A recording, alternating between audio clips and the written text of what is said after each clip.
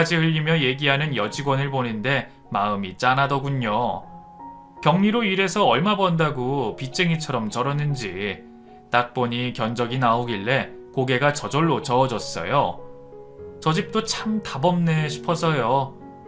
여직원은 저를 발견하고는 얼른 고개를 돌렸지만 그 엄마는 여전히 곁에서 돈 얘기를 하고 있었어요.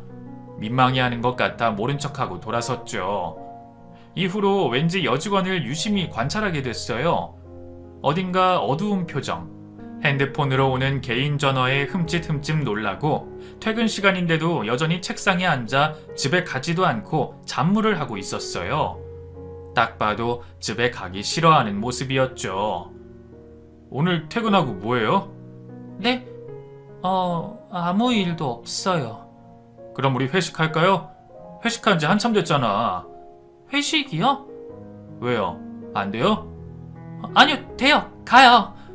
삼겹살에 시원하게 소주 한잔 합시다. 왜 그랬는지 모르겠지만 그날은 즉흥적으로 회식을 하게 됐어요. 다른 남직원들 다 퇴근하고 없는데 경리랑 저 단 둘이서요. 집에 가기 싫어 엉기적거리는 모습에 구해주고 싶은 마음이 생겼죠. 그래서 회식을 하자 했고요.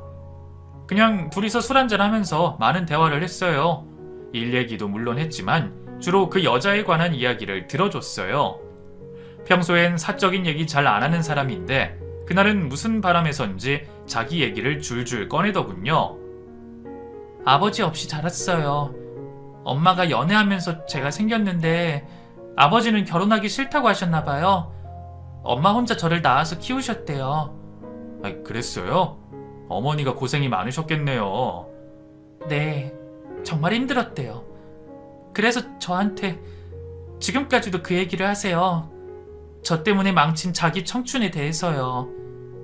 그건 현주씨 탓이 아니잖아요. 현주씨도 태어나 보니 그런 상황인 걸 뭐 어떡해. 엄마 청춘을 바쳐서 나를 키웠으니까 이제는 저더러 엄마를 책임지라는 거죠. 그래서 제 월급 다 엄마 드려요. 지난번에 보신 것처럼. 현주씨 개인적인 일이잖아요. 나 신경 쓰지 말아요.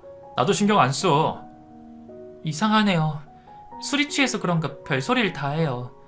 제가 말한 거 그냥 잊어버리세요. 별거 아니에요. 그래요. 오늘 한잔하고 속에 뭐가 들었든 다 털어내요. 어쩔 수 없는 거 붙들고 있지 말고. 네, 고맙습니다. 눈가가 촉촉히 젖어서 소주잔을 들이키는 그 모습이 얼마나 예쁘게 보이던지 철양 맞은 사연에 안쓰러운 마음도 들고 그날 그 이야기를 듣지 말았어야 했는데 그날부터 우리의 악연이 시작된 것 같아요. 그날 여직원의 눈물 때문에 제 마음이 열리게 됐고 이후 여직원에게 계속 신경이 쓰이기 시작했죠. 혼자 좋아하게 된 거예요. 처량한 그 모습이 자꾸 떠올라서 마음이 안 좋았어요. 그냥 사무실 격리를 보는 여직원일 뿐인데 자꾸만 신경 쓰였죠. 그 사람이 힘들어하는 그 생활에서 구해주고 싶었어요. 나라면 내가 손을 내밀면 그 사람을 구할 수 있을 것 같았고 결국 저는 제 마음을 고백하게 됩니다. 그리고 우리는 연인이 됐죠. 진지하게 여자와 연애하는 건 처음이었어요. 일하는 동안 한 번도 연애하고 싶은 적이 없었는데 막상 연애를 해보니 좋았어요. 그동안 일 때문에 여유 없이 앞만 보고 달렸잖아요. 제 삶에 여유 같은 건 없었는데 그 사람과 연애를 하면서 새로운 세상이 펼쳐졌죠. 사람들이 왜 연애에 목매는지 그때서야 알겠더라고요. 세상이 온통 핑크빛이 되는 걸 경험하게 됐어요. 이 여자와 결혼해도 되겠다는 생각이 들었어요. 내가 이 여자를 웃게 해줘야겠다. 평생 이 여자 울지 않게 해줘야겠다는 목표가 새로 생기게 된 거예요. 그래서 저는 결혼하자고 고백을 했고 그 사람은 울면서 고백을 받아줬어요. 울리지 않겠다고 맹세했는데 울리면서 승낙을 받은 거죠. 양가 어머니들을 찾아뵙고 결혼 허락을 받았어요. 저희 어머니야 제가 선택한 사람이라 따지지 않고 바로 승낙해 주셨고 예비 장모님 되시는 분은 글쎄요. 저를 처음 소개받으신 날부터 뭔가 계산을 하고 계셨던 것 같아요. 인사드렸던 그날도 눈빛이 그랬던 것 같고요. 그래도 반대는 않으셨기에 두 분 상견례를 하게 됐는데 그 자리에서부터 문제가 생깁니다.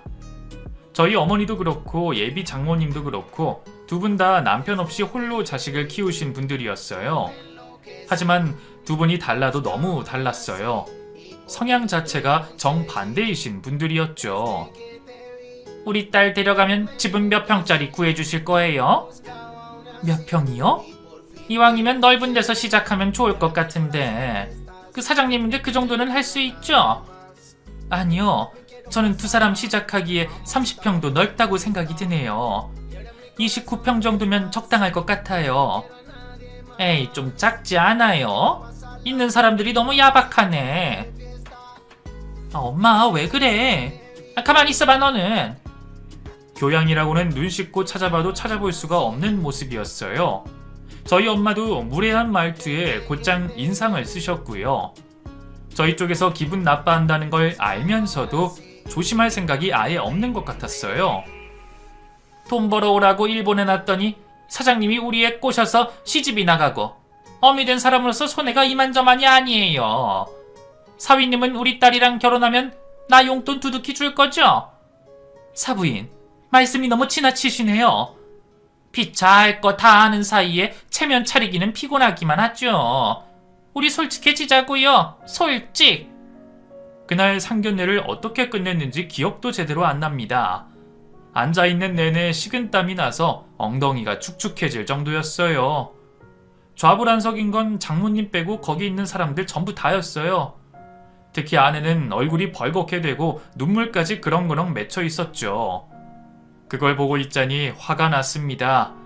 부모된 사람이 상견례장에서 자식을 갖고 장사하는 꼴이라니 정말 상종 안 하고 싶은 사람이었어요. 하지만 어쩌겠어요. 아내와 꼭 결혼을 하고 싶은데 그래서 꾹 참아냈죠. 상견례가 끝나고 엄마는 많이 노여워하셨어요. 사돈을 보면 절대로 결혼시키고 싶지 않다고 하셨죠. 결혼이 엎어질까봐 얼마나 노심초사했던지. 저는 엄마의 기분을 살피며 꼭 결혼하고 싶다고 했고 어머니도 아내가 어떤 성향인지 알고 계시기에 저희 결혼을 허락해 주셨어요. 자칫 결혼식장에 들어가지도 못할 뻔했는데 다행히 식을 올릴 수가 있었어요.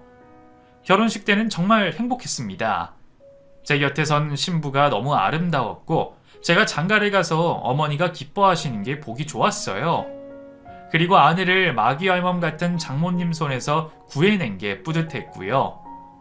이제 남은 건 아들, 딸 낳고 행복하게 백년해로 하는 것, 그것만 남았다고 생각했는데 그건 저만의 착각이었어요. 결혼과 동시에 장모님과 끈을 끊어냈다고 생각했는데 그게 아니었어요. 장모님은 절대로 아내를 놓아줄 생각이 없으셨죠. 결혼 직후에는 맞벌이를 계속했는데 아내가 월급 통장을 아직도 장모님께 돌려받지를 못하고 있었어요. 당연히 제가 버는 게 있어서 아내 월급은 아내가 알아서 관리하게 뒀어요. 물론 아내 용돈으로 쓰고 장모님 용돈도 드리는 줄 알고 있었죠. 그런데 용돈을 드리는 게 아니라 월급 통장을 아예 장모님이 갖고 계셨어요. 나중에 그걸 알고 월급을 다른 통장에 넣어줬는데 그걸 알고 장모님이 회사로 찾아오셔서 아주 난리가 났죠. 내가 지금까지 애 키운다고 쓴 돈이 얼만 줄 알아? 얘는 내 자식이야. 당연히 키워준 돈을 나한테 줄 의무가 있고. 의무라뇨. 장모님 그건 아니죠. 이서방, 이런 식이면 재미없어. 자네 결혼하자마자 이혼도장 찍고 싶은가? 네? 장모님, 말씀이 지나치십니다. 자네가 한 짓은 안 지나치나?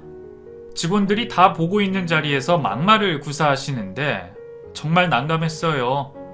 결혼도 한 딸에게 이 정도로 집착하실 줄은 꿈에도 몰랐거든요. 아니, 딸이 아니라 딸의 월급에 집착하시는 거였죠. 그 일 때문에 아내가 울고불고 정말 힘들어했어요. 저는 돈 주지 말라고 하고 장모님은 돈 달라고 사람을 벅벅 긁어대니 말입니다. 가장 답답한 건 아내가 장모님께는 단호하게 행동을 하지 못한다는 거였어요. 결국 아내가 힘들어하는 바람에 제가 한 발 물러서게 됐지만 그때 뭔가 잘못됐다는 느낌이 팍 들었죠. 하지만 어쩌겠습니까? 이미 결혼도 했고 내가 이 사람을 평생 책임지겠다 약속도 했으니 조율을 잘 해서 버티는 수밖에요. 그나마 다행인 건 이후 아내가 임신을 하면서 일을 그만두게 됐고 그러면서 월급 문제는 자연스럽게 끝이 났어요.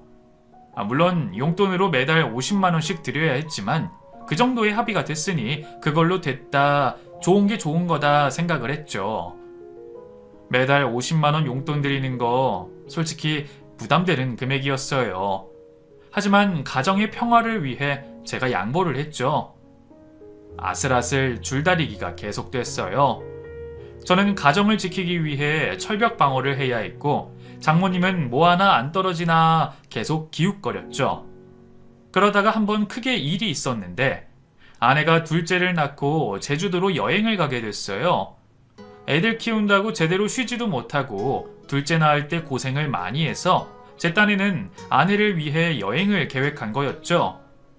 오랜만에 여행에 아내도 좋아서 들떠있고 첫째도 너무 좋아해서 기분 좋게 여행을 갔는데 가고 이틀 잤을 때 첫째가 열이 나기 시작했어요. 일주일 예정으로 간 여행이라 일정은 남아 있었지만 아이 때문에 집에 돌아가야 할 상황이었죠. 아내는 더 지켜보자고 했지만 제가 기다릴 수가 없었어요. 그래서 모든 일정을 취소하고 집으로 돌아가게 됐죠.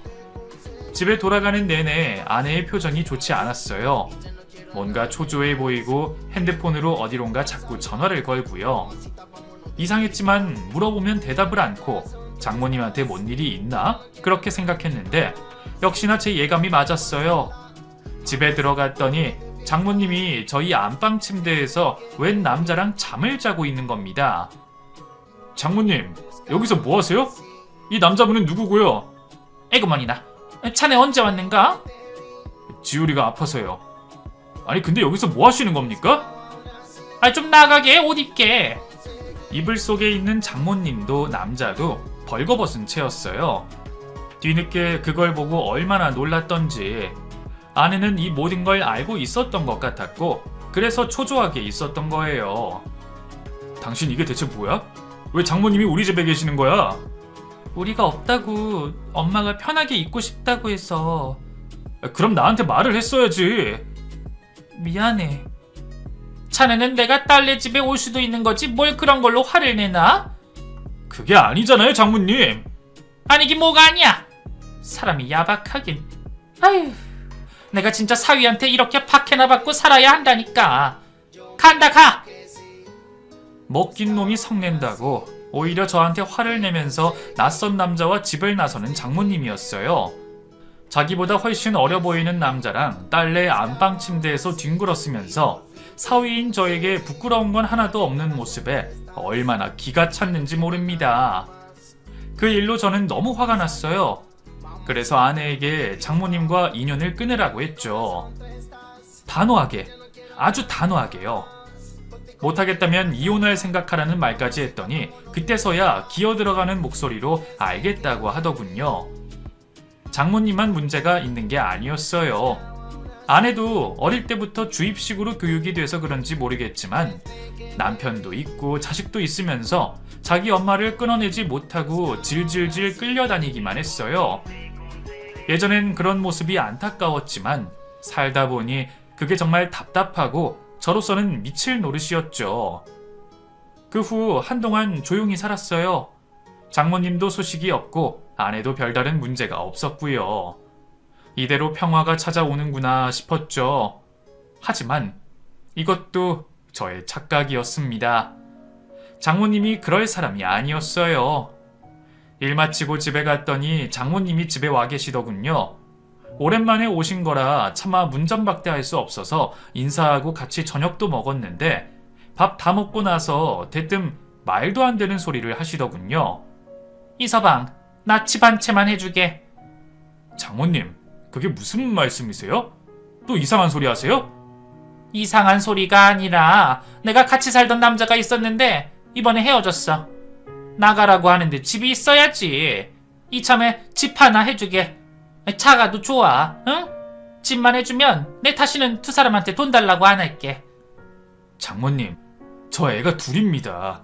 둘째 어려서 이 사람 일도 못해요. 저 혼자 벌어서 먹고 사는데 장모님 해드릴 돈이 어디 있습니까? 자네 사장이잖아. 아이, 쪼잔하게 굴지 말고 하나 해줘봐. 쪼잔이요? 큰 집 안 바래. 그냥 깨끗하면 돼. 응? 내가 뭐 자기 아들도 아니고 왜 자꾸 저한테 이런 무리한 부탁을 하는지 도통 이해가 되지 않았어요. 하지만 다시는 돈 얘기하지 않겠다는 말은 솔깃했죠.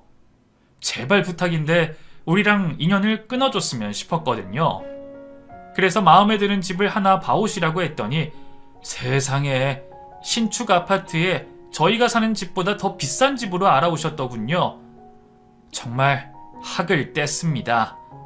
정말 정도가 없는 사람이었어요. 저는 단칼에 안 된다고 말씀드렸습니다. 절대로 안 될 일이었어요. 본인이 사신다면 조금 보태드릴 수는 있지만 제가 사드리는 건 있을 수 없는 일이었어요. 그러자 화를 내면서 다시는 제 얼굴 안 보겠다고 하고는 가버리셨죠. 안 보고 사는 것이야말로 진심으로 원하는 일이었어요. 그래서 장모님이 화나신 걸 알지만 가만히 뒀고요. 그런 와중에 저희 엄마께 일이 생겼어요. 몸이 어디가 안 좋으시다고 해서 병원에 갔더니 뇌에 종양이 발견됐다고 했죠. 손댈 수 없는 애매한 위치에서 발견이 됐고, 만약 이 종양 때문에 혈관이 터진다면 바로 사망할 수도 있는 병이었어요. 이 소식에 저희 집은 초상집으로 변했죠. 수술을 할 수도 안 할 수도 없는 그런 상황이었어요. 저는 너무나 힘들어 엄마를 붙들고 울었죠.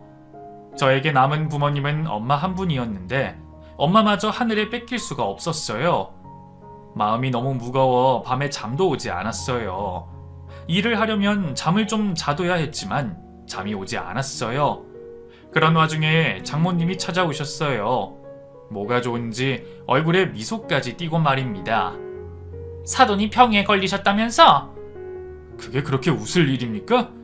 정말 너무하십니다. 자네도 그렇게 울상으로 있지 말고 좀 웃게. 웃어야 복이 온다잖아. 장모님! 시한부라면서?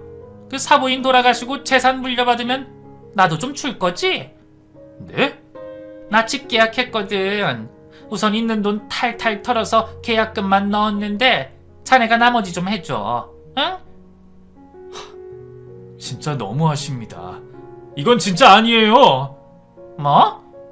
저는 그 자리에서 장모님이 꺼낸 집 계약서를 쫙쫙 찢어버렸습니다. 그랬더니 장모님이 눈이 돌아선 제 따귀를 때리시더군요. 기가 찼어요. 따귀 때리고 싶은 사람이 누군데. 저는 안방으로 가서 서랍에 넣어둔 이혼소장을 가지고 나왔어요. 여보, 도장 찍어. 여보, 이게 뭐야? 이혼하자. 나는 이런 장모님이랑 못 살아. 뭐야? 이 새끼가 어디서 건방지게. 애들은 내가 키울게. 위자료는 청구 안 할 테니까 도장 찍고 몸만 나가. 여보, 안 돼. 내가 잘못했어. 잘못했어. 아내는 이혼 서류를 보면서 그때서야 무릎을 꿇고 빌기 시작했어요. 그동안 제가 다 참고 넘어가 줬기에 아내 탓을 하지 않았어요. 하지만 가만히 생각해보면 전부 아내 잘못이었어요. 아내가 거지 같은 자기 엄마랑 연을 끊지 못해 일어난 사단이었죠. 제가 단호하게 나오자 장모님은 저를 때리기 시작했어요. 손톱으로 핥히고 주먹으로 때리고 발로 차고 쌩 난리를 피우더군요. 저는 가만히 다 당해줬습니다. 어디 하고 싶은 대로 다 해보라면서요. 결국 실컷 때리고 장모는 가버렸고 저는 그 길로 변호사를 찾았습니다. 절대로 그냥 넘어갈 생각이 없었거든요. 그래서 장모라는 여자한테는 상해 폭행죄로 고소를 했고 자식까지 낳고 함께 산 여자한테는 이혼소송과 위자료 청구를 해놓은 상황입니다.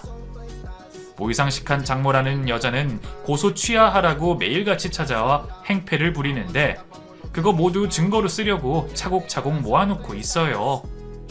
어머니는 수술이 어려워 집에서 요양을 하고 계세요. 저더러 지금까지 참았으니 조금만 더 참으라고 자식 생각해서 마음 돌리라고 하시는 분이에요. 하지만 저는 저희 어머니를 돈으로만 생각하는 그 여자를 절대로 용서하고 싶지 않습니다. 아내도 마찬가지고요. 그런데 자식이 둘이나 있으니 이 또한 문제입니다. 그래서 너무 괴로워요. 어떻게 해야 할지 정말 모르겠습니다. 제 이야기는 여기까지입니다. 구질구질한 이야기죠.